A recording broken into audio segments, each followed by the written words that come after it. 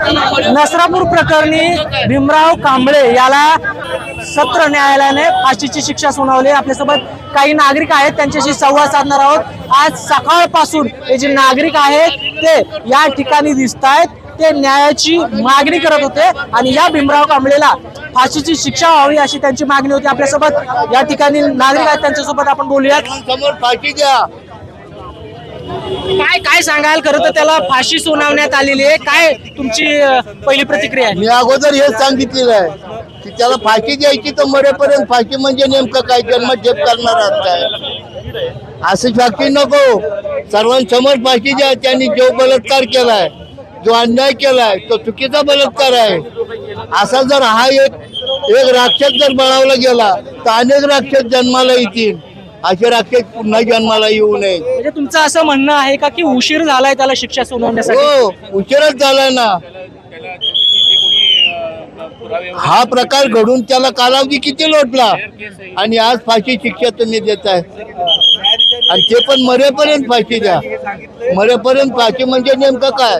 मरेपर्यंत तुम्ही तुरुंगात डांबून ठेवणार आहेत काय? सर्वांसमक्ष फाशी द्या ना, का द्यायची नाही? एवढंच आपल्याला सांगू। सरकारला काय आवाहन कराल आता या निमित्ताने? सरकारने यामध्ये कठोर पावलं उचलावेत।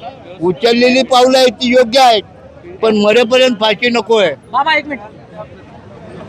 ही माझी प्रामाणिक इच्छा आहे। तर खरं तर तीव्र प्रतिक्रिया आहेत, आपल्यासोबत काही नागरिक आहेत। काय सांगाल? खरं तर तो जो भीमराव आहे त्याला फाशीची शिक्षा सुनावण्यात आलेली आहे। नाही, मला तर मी एकच सांगतो की ही समाजाला लागलेली कीड आहे, ही असली कीड संपायला पाहिजे। पोलिसांचंही कौतुक आहे, त्यांनी ज्या पद्धतीने पुरावे वगैरे सगळे गोळा केले, 60 दिवसामध्ये निकाल लागला। कुठलाही याच्यामध्ये न्यायालयात कुठे एवढा लवकर निकाल लागलेला नाही आहे आणि मला समाधान आहे।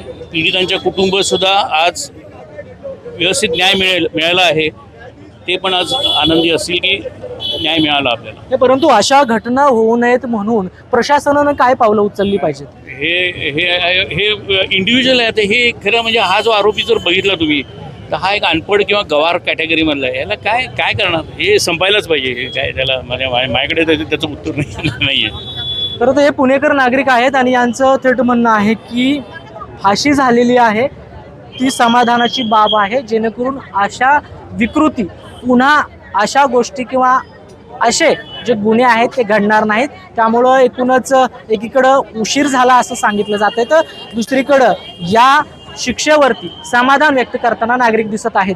कृष्णा पांचाळ, मुंबई तक, पुणे।